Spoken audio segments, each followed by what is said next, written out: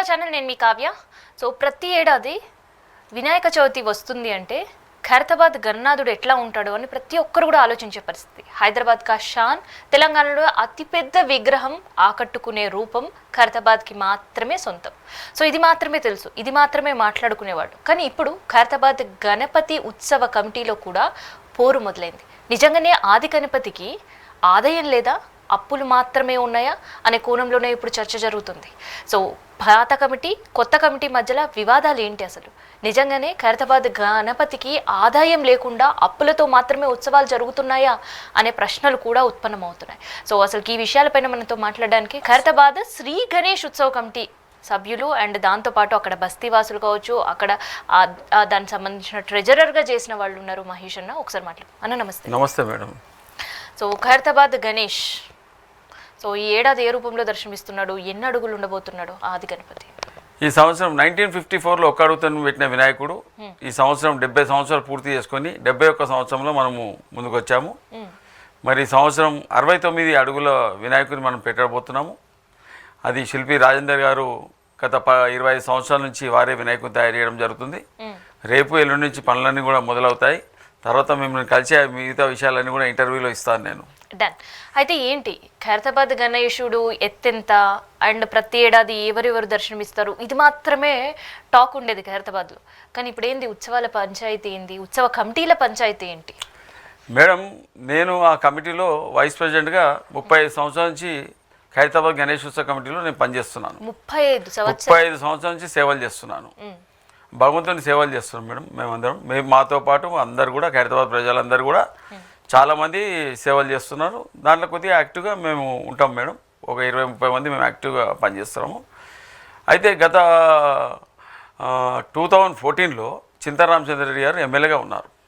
వారు మా ఖైరతాబాద్ వినాయకుని దగ్గరికి వచ్చి, దీనికి కమిటీ లేదు యాక్చువల్గా, నేను చూస్తున్నాను, ఖాళీ కార్డు మీద రాసుకొని పెట్టుకున్నారు, రిజిస్ట్రేషన్ సొసైటీ రిజిస్ట్రేషన్ లేదు, కార్డు మీదే పెట్టి మీరు ఒక 400-500 మందిని పెట్టుకొని మీరు ఇట్లనే ఇన్విటేషన్ కార్డ్స్ ఇస్తున్నారు, ఇది కరెక్ట్ కాదు.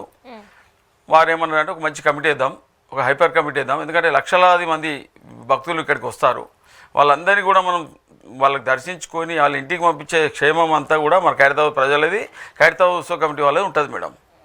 దానికి చింతారామచంద్రరెడ్డి గారు 2014లో ఒక కమిటీ వేద్దామని చెప్పి మాకు వినాయకుని లైబ్రరీలో 300 మందితో బస్తీ వాళ్ళందరినీ పిలిపించి కమిటీ పెట్టాలని ఆ రోజు అంతా చర్చ జరిగింది మేడం.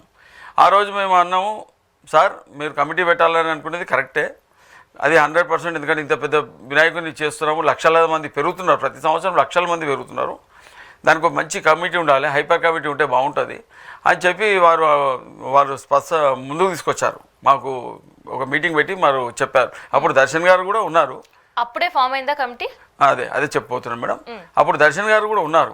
ఆ రోజులలో నేను యాక్టివ్గా ఉండి నేను చింతారామచంద్రరెడ్డి గారికి రిక్వెస్ట్ చేసిన, దర్శన్ గారు కూడా ఈ సంవత్సరం కాదు, నేను బతుకున్న రోజులు, నేను ఉన్నన్ని రోజులు మా ఫ్యామిలీ మెంబర్స్తోనే చేయనివ్వనండి, నేను కాలం చెందినాక ఒక కమిటీ వేసుకొని, ఎందుకంటే మా పిల్లలు రాజ్కుమార్ పిల్లలు చిన్నగా ఉన్నారు, బస్తీ కమిటీ వేసుకొని మీరు చేయండి అని చెప్పి ఆ పెద్ద మనిషి చైర్మన్ గారు మాకు వాగ్దానం చేస్తారు.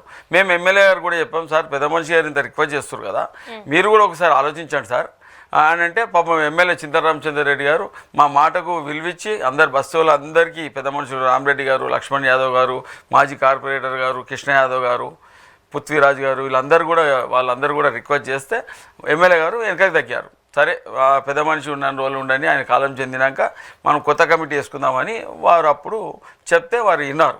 అయితే ఇక్కడ మహేష్ గారు, ఏ కమిటీకైనా అంటే ఏ ఉత్సవాలకైనా కానీ ఒక కమిటీ ఉంటుంది, కానీ ఎందుకు ఇక్కడ 2 కమిటీలు? ఒక పక్క ఖైరతాబాద్ గణేష్ ఉత్సవ కమిటీ అని, ఖైరతాబాద్ శ్రీ గణేష్ ఉత్సవ కమిటీ అని, అసలు 2 కమిటీలు ఎందుకు ఏర్పాటు చేసిండ్రు?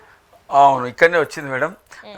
చైర్మన్ గారు చనిపోయినాక మేము అందరం బస్సు వాళ్ళం కూడా ఒక 250 మందితో మీటింగ్ పెట్టి ఒక కమిటీ వేసుకుందాము అని మేము అనుకునే లోపల 2019లో ఎప్పుడైతే చింతారామచంద్రరెడ్డి గారు కమిటీ వేద్దామనే ఆలోచనతో ముందుకు వచ్చారు, వీళ్ళు కుటుంబ సభ్యులు ఏం చేశారంటే 2019లో ఒక ఫ్యామిలీ కమిటీ ఏర్పాటు చేశారు. సుదర్శన్ గారు, సందీప్ రాజ్ గారు, రాజ్కుమార్ గారు, పెద్ద రాజ్ కుమార్, వినయ్ కుమార్ గారు, సో వాళ్ళ కుటుంబ సభ్యులే కమిటీగా 7 మంది, వాళ్ళ పెద్దక్క, వాళ్ళకు చిన్న అబ్బాయి, వాళ్ళ కాక కొడుకు, 7 మంది మాత్రమే ఈ కమిటీలో 2019లో రిజిస్ట్రేషన్ చేశారు. దాని తర్వాత మేము ఆ భగవంతుడే ఇది మొన్న లాస్ట్ 22లో ఆ భగవంతుడే నా చేతికి పంపించాడు. సాక్షాత్ వినాయకుడే ఈ ఫ్యామిలీ కమిటీది బయట వచ్చింది. ఆ రిజిస్ట్రేషన్ నెంబరు 484 కొడితే పర్టికులర్స్ అన్నీ వచ్చినాయి. మా ఫ్రెండ్కి పంపిస్తే పర్టికులర్స్ అన్నీ వచ్చినాయి. అప్పుడు చూస్తే ఒక ఫ్యామిలీ కమిటీ ఉన్నది. మరి ఇక్కడ చూస్తే president, general secretary, treasurer, total ఇలా ఫ్యామిలీ ఉన్నారు.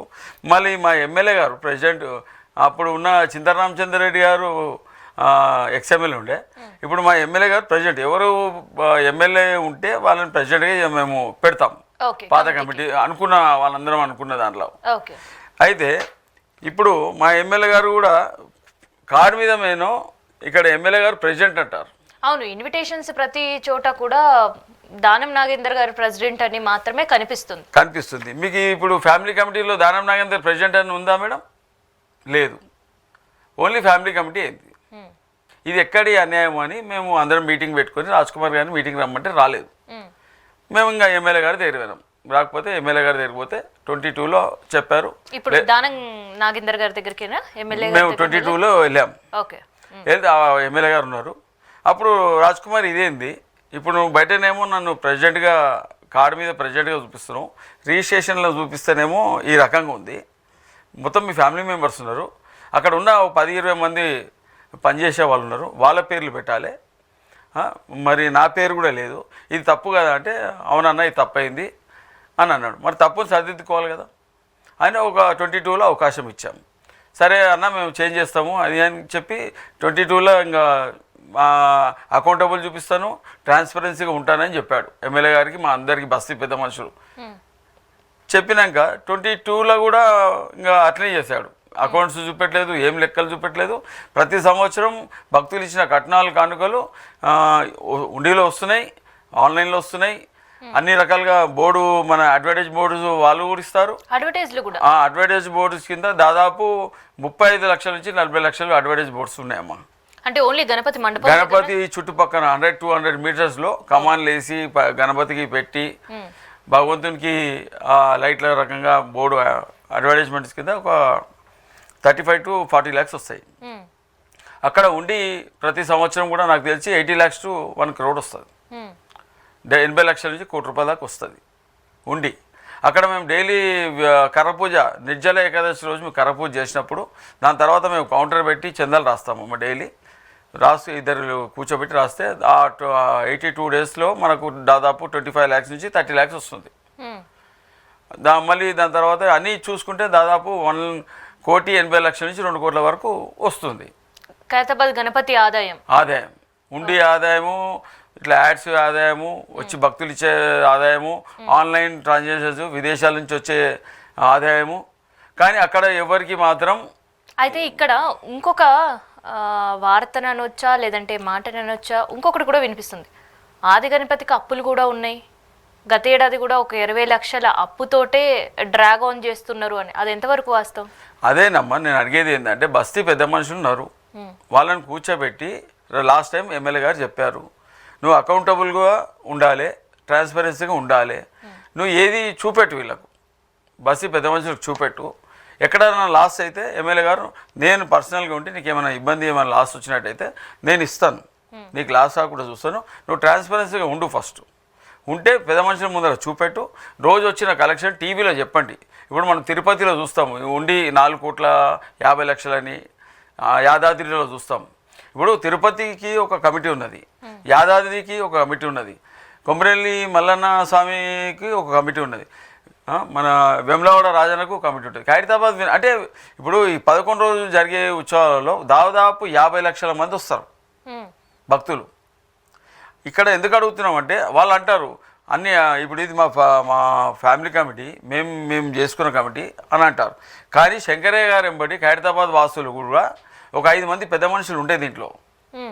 నీలకంఠం గారని, మరి గురుస్వామి అని, మన లింగమూర్తి గారని ఒక 5 మంది శంకరయ్య గారు ఎంబడి ఉండి వారితో పాటు ఒక్క అడుగుతో తామరపూలో పెట్టిన రోజులో బస్తీ పెద్ద మనుషులు అందరూ ఉండే, శంకరయ్య గారు ఉండే, ప్లస్ వాళ్ళ ఫ్రెండ్స్ అందరు కలిసి కూడా వాళ్ళ స్నేహితులతో పాటు అప్పుడు బస్తీ పెద్ద మనుషులు అందరూ కూడా ఉండే ఈ కమిటీలో.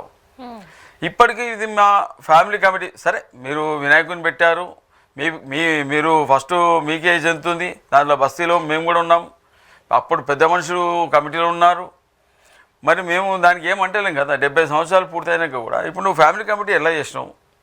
మేము ఈ వినాయకుని పెట్టినాక దాదాపు 15 రోజులు అక్కడ ఎంత బాధలు పడతారంటే, ఒక చావు వెళ్ళాలన్నా కష్టం, స్కూల్ పిల్లలు వెళ్ళాలన్నా కష్టం, ఆఫీస్కు వెళ్ళాలన్నా కష్టం, ఒక హార్ట్ అటాక్ పేషెంట్ వెళ్ళాలన్నా కష్టం. ఎదురుగా హాస్పిటల్ ఉంది, ఆ మైక్ల సౌండ్కు గవర్నమెంట్ హాస్పిటల్ ఉంది. ఇప్పుడు 4-5 సంవత్సరాల కింద గవర్నమెంట్ హాస్పిటల్ వచ్చింది, దాంట్లో పేషెంట్లు ఉంటారు, మరి వాళ్ళ పరిస్థితి ఏంది? ఇవన్నీ మేము రాజ్ కుమార్కు చెప్తుంటే మాకు బస్తీ వాళ్ళందరూ కూడా మాకు పెద్ద మనుషులకు, ఇక్కడ మాకు పెద్ద మనుషులు కార్పొరేటర్ కృష్ణ యాదవ్ గారు, రామరెడ్డి గారు, లక్ష్మణ్ యాదవ్ గారు, బాక్సర్ అశోక్ గారు, పృథ్వీరాజ్ గారు, నాగేష్ గారు, అందరు పెద్ద మనుషులకు మాకు కంప్లైంట్ చేస్తారు వచ్చి, మేము ఇంట్లోకైనా అపార్ట్మెంట్ ఎదురుగా అపార్ట్మెంట్స్ ఉన్నాయి 2-3, మేము ఇంట్లోకైనా స్కూల్ పిల్లలైనా ఎట్లా పంపించాలి, ఆ ఆటో ఎట్లా పంపించాలి, మేము ఎట్లా రావాలి, మేము మా ఇంటికి ఎట్లా పోవాలి, ఒక దిక్కు రైల్వే గేట్ దగ్గర బ్యారికేడ్ వేసి పోలీసు వాళ్ళు ఆపేస్తారు, ఒక దిక్కు ఐఎంఎస్ దగ్గర ఆపేస్తారు, మా పిల్లలు ఎట్లా వస్తారు, ఎట్లా పోతారు, ఇట్లా వినాయకుని మీరు పెడుతున్నారు, పని వినాయకుని పెట్టినంత మరి దీనికి వచ్చే ఫండ్స్ వాళ్ళు ఏమన్నా ట్రాన్స్పరెన్సీగా చూపిస్తున్నారా? ఎవరికి చూపిస్తలేరు. మరి ఇది ఎవరికి ఉపయోగపడుతుంది? ఒక ఫ్యామిలీ కమిటీ మేమే చేసినాం, ఎస్ మీరు చేసారు, మీరు ఉండండి చైర్మన్గా, మీకు లాస్ వస్తుంది అంటున్నారు, అందరిని పిలిపించి కూర్చోబెట్టి మాట్లాడి ఎట్లా మీకు ఎందుకు లాస్ వస్తుంది కూర్చోబెట్టి దాన్ని సర్దిద్దుకొని మనం కొద్దిగా డొనేషన్లు అడుగుదాం వెళ్ళి. అసలు ఈ లాస్ ఏంటి లాస్ అనే పదం ఏంటి?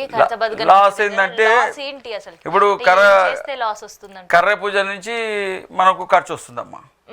కర్ర పూజ నుంచి మనకు స్టీల్ కానీ దీనికి సంబంధించిన ఒక 6-7 ఐటమ్స్ ఉంటాయి మనకు వినాయకుడు తయారు చేసేది.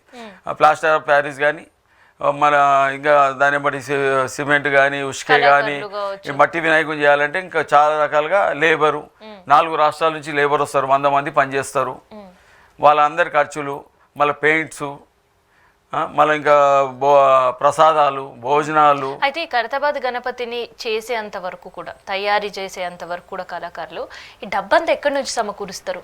ఈ డబ్బుని ఖైరతాబాద్ కొంతమంది పెద్ద మనుషులు కానీ కొంతమంది వారు 4% లాగా, 5% లాగా, 6% లాగా ఒక 80 లక్షలు, 50-60 లక్షలు తీసుకొస్తారు. ఇంట్రెస్ట్కి తీసుకొస్తారు. రాజ్ కుమార్ తీసుకొస్తారు. వారికి మళ్ళీ వాళ్ళ ఇంట్రెస్ట్తో సహా మనం ఉండి లెక్క పెట్టినాక వాళ్ళకి ఇచ్చేస్తాం. ఏ రోజు కలెక్షన్స్ వాళ్ళకి ఇచ్చేస్తుంటాము. అట్లా చేసుకుంటాం, ముందుకు వెళ్తుంటాము. అట్లా మేము అడుగుతున్నాం, ఎందుకు లాస్ వస్తుంది? భక్తులు ఇచ్చే కట్నాల కానుకలు 50 లక్షల మంది వచ్చినప్పుడు మేము 10 మంది ప్రశ్నించినాం, బస్తీ ప్రజలందరం కూడా. గత ఏడాది ఏంటి ఖైరతాబాద్ గణపతికి ఉండి ఆదాయం ఎంత వచ్చింది, ఆయన విగ్రహం తయారీకి ఖర్చు ఎంత వచ్చింది?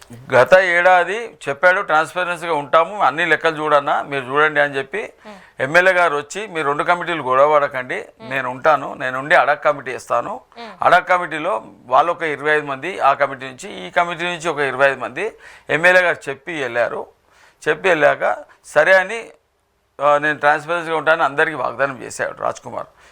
చూసే వరకు మా అన్న ఉండి లెక్క పెట్టండి అన్న మీరు అంటే, నేను మా ఫ్రెండ్ అందరం వాళ్ళ సంబంధించిన ఒక 5 మంది, మేము ఒక 5 మంది కలిసి ఉండి లెక్క పెట్టడం జరిగింది. ఇద్దరం లెక్క పెడితే దాదాపు 76 లక్షల నుంచి 77 లక్షలు, ఇంకా పైన కూడా 50-50 అట్లా 80 లక్షల దాకా ఉండి రావడం జరిగింది. కేవలం ఉండే 80 లక్షలు వచ్చింది. నాకు తెలిసి ఉండి ప్రతి సంవత్సరం ₹1 వస్తుంది. ₹1 వస్తుంది నాకు తెలిసి. అది లాస్ట్ ఇయర్ కొద్దిగా మనము మైక్ అనౌన్స్మెంట్లు పెట్టడం, తక్కువ పెట్టడము, కొద్దిగా తొందరగా బంద్ చేయడంలో కొద్దిగా తగ్గింది. దాదాపు ₹1 వస్తుంది. ఈ అడ్వర్టైజ్మెంట్లు, ఈ బోర్డ్స్ అన్నీ కలిపి ఒక 35 లక్షల నుంచి 40 లక్షల వరకు ఇవి వస్తాయి. దాని తర్వాత అక్కడ ఒక 20 మనం చందాలుగా రాస్తాం, డైలీ 100 days రాస్తాం కదా, దాంట్లో ఒక 25 లక్షల దాకా మనకు అక్కడకు భక్తులు కట్నాలు కానుకల రూపంలో చందాలు ఇస్తారు. దాని తర్వాత హైదరాబాద్, సికింద్రాబాద్లో కొన్ని కాంప్లెక్స్లు కానీ, లేకుంటే సినిమా థియేటర్, హైమాక్స్ థియేటర్ కానీ, ఇంకో థియేటర్ కానీ వాళ్ళు ఒక 10,000, 50,000 అట్లా హైదరాబాద్లో ఒక 30 నుంచి 40 lakhs అవి వస్తాయి మనకు. ఇంకా నేను ఆన్లైన్ ట్రాన్సాక్షన్ మనకు విదేశాల నుంచి ఏమైనా వస్తాయా రాజ్ కుమార్ గారు అని నేను అంటే, ఆన్లైన్ ట్రాన్సాక్షన్ అంటే నాకు తెలియదు అన్న, ఏం రావు అన్నాడు. మా బస్తు వాళ్ళందరూ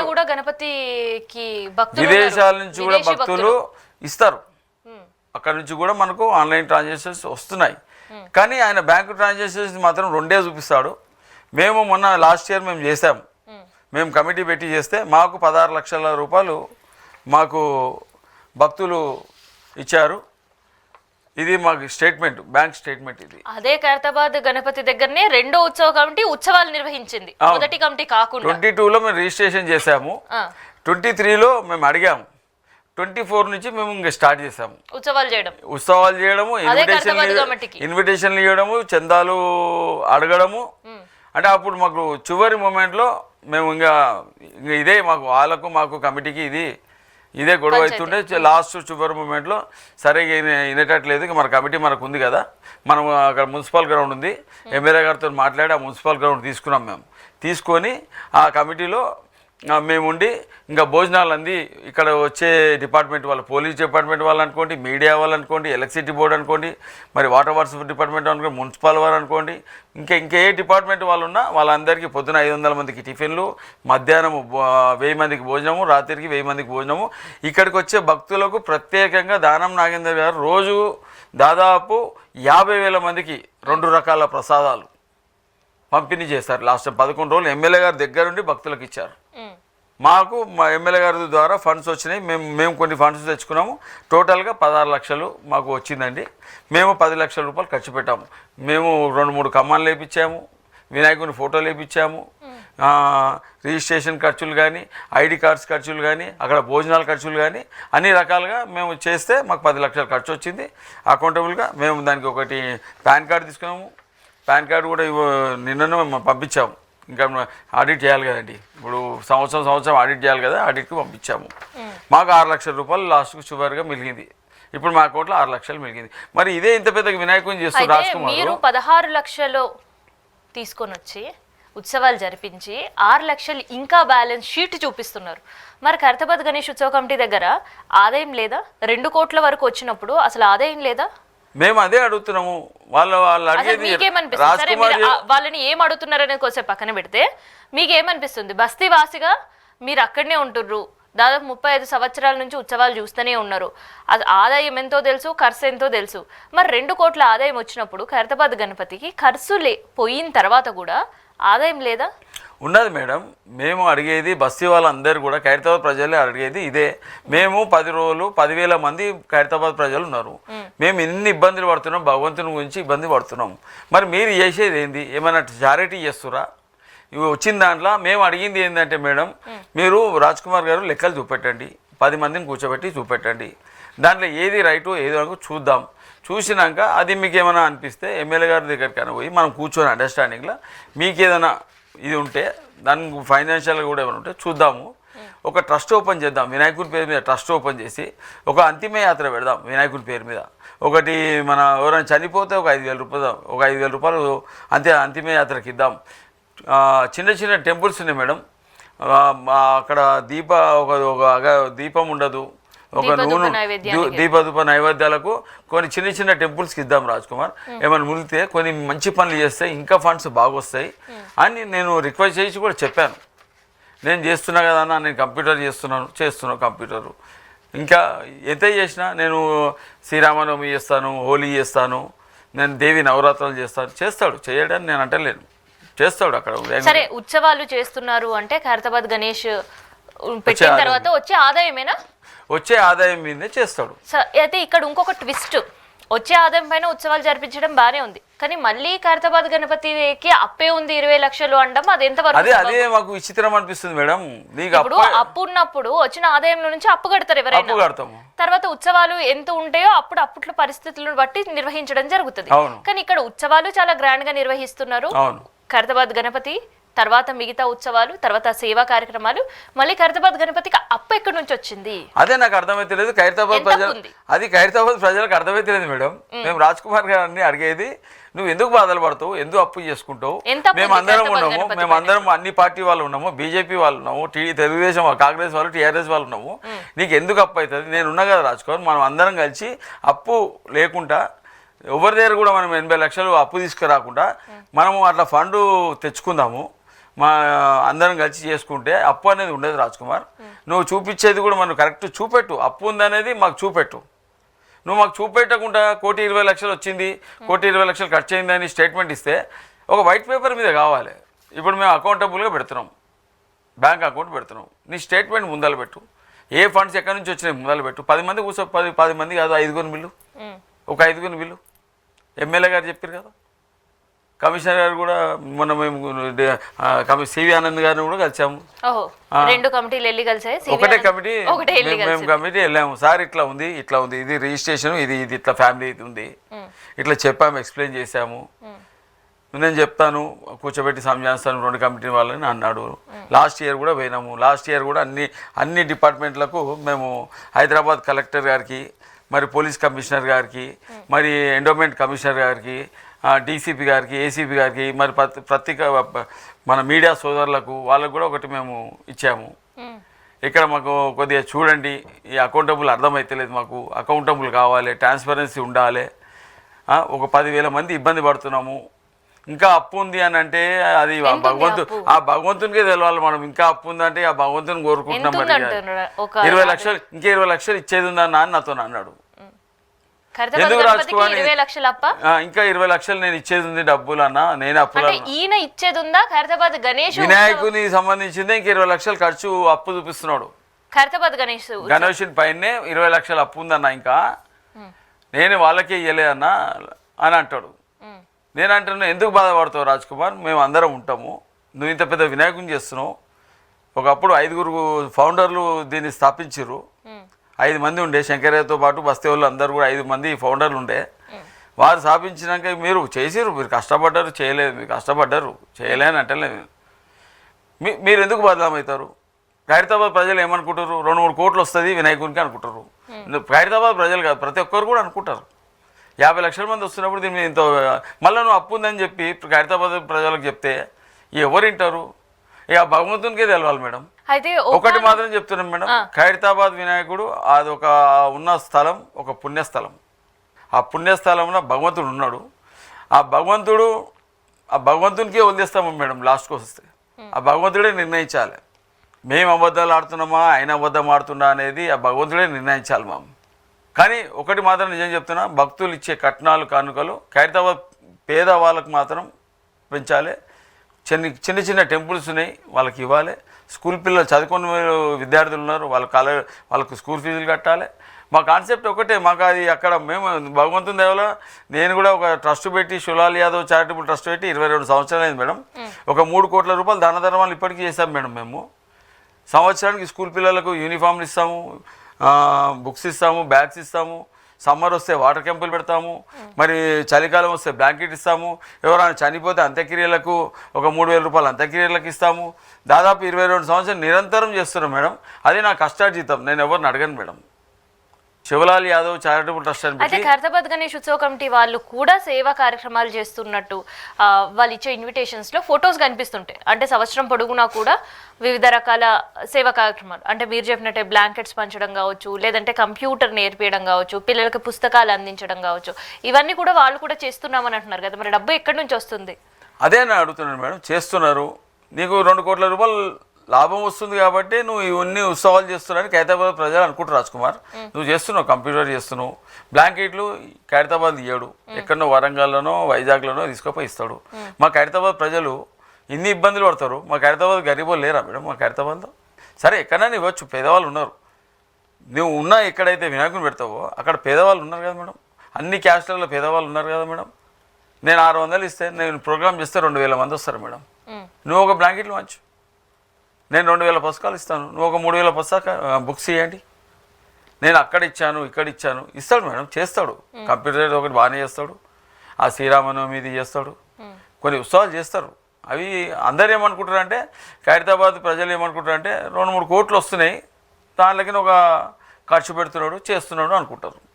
కానీ వాస్తవాలకు నాకు ప్రతి సంవత్సరం నష్టం జరుగుతుంది.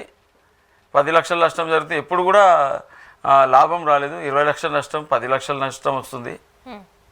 మరి ఆ నష్టం ఎట్లా వస్తుందా అనేది 10 మందికి చూపిస్తే బెటర్. లేదా నేను రాజ్కుమార్ గారితో ఒక చిన్న విజ్ఞప్తి చేస్తున్నా. 71 సంవత్సరం మీరు చేశారు, ఒక 2 సంవత్సరాలు మాకు ఇవ్వండి, మీరు చైర్మన్గా ఉండండి, పూజలు చేయండి. మా అందరు ఖైరతాబాద్ ప్రజలందరూ ఈ కమిటీ ఆ కమిటీ కాకుండా అడక్ కమిటీ ఆధ్వర్యంలో చేద్దాం. ఒక 2 years మాకు ఇవ్వండి, మేము లాభాలలో ఉందా. ఈ అడక్ కమిటీ ఏంటి అంటే ఇప్పటి వరకు ఖైరతాబాద్ గణేష్ ఉత్సవ కమిటీ, ఖైరతాబాద్ శ్రీ గణేష్ ఉత్సవ కమిటీ అని 2 కమిటీలు మాత్రం తెలుసు. మధ్యలో ఈ 3వ కమిటీ ఏంటి? ఎస్, ఇప్పుడు ఖైరతాబాద్ గణేష్ ఉత్సవ కమిటీకి కొంతమంది వాళ్ళకి కొంతమంది సభ్యులు అందరూ సీనియర్లు అందరూ కూడా బయటికి వచ్చి మనం ఎంత చెప్పినా ఈయన అకౌంట్స్ చూపిస్తలేడు, ఏం చూపిస్తలేడు అని మేము ఒక పక్కకు వచ్చి మా ఎమ్మెల్యే గారిని కూడా దీంట్లో మోసం చేశారండి. దీంట్లో రాజ్ కుమార్ వాళ్ళ కుటుంబ సభ్యులు ఏ ఎమ్మెల్యేని మోసం చేశారు? మా ఖైరతాబాద్ ఎమ్మెల్యే గారిని కూడా. గతంలో ఉండే చింతల గారా లేదంటే ఇప్పుడు ఉండే దానం నాగేంద్ర గారా? లేదు, చింతరామచంద్ర గారు వాళ్ళు న్యాయంగానే కమిటీ వేయాలని కోరారు.